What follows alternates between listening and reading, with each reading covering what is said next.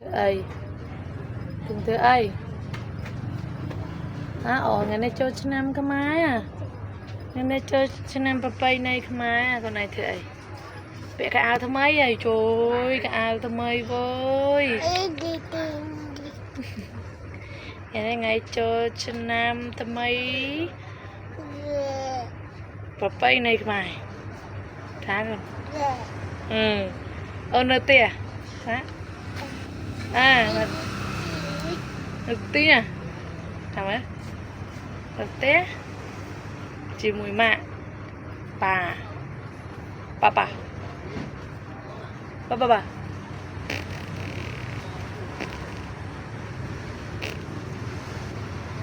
Ngày tí muối, ngày sẵn kran.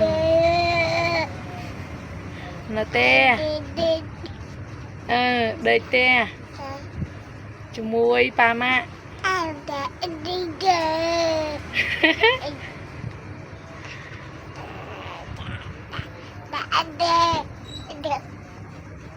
Nó tè. Đây tè hả? Đây tè.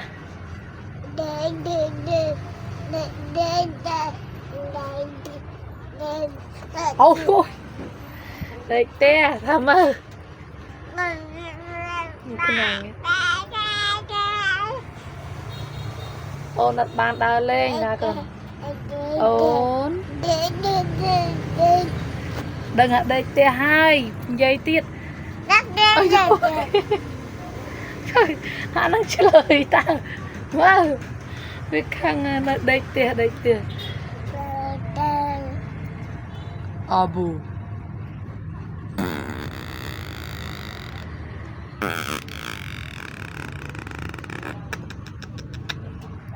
Nó đây tè thăm mơ con. Đây tè hả? Mua ba mạ rồi. Mạ ảo chứ mất. Mạ ơi nè. Tới na thế này rơ thế này. Nè. Thôi ngày này kìa. Bạ Cố. Cái bà biết cái áo thơm mấy ai, anh biết áo thơm mấy à. Ôi du mà về vay không mà.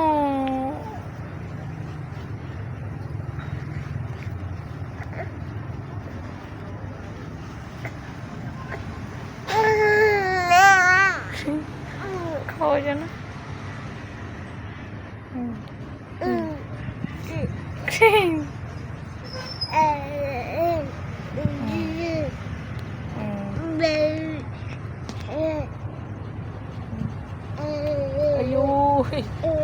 Ôi ngon má.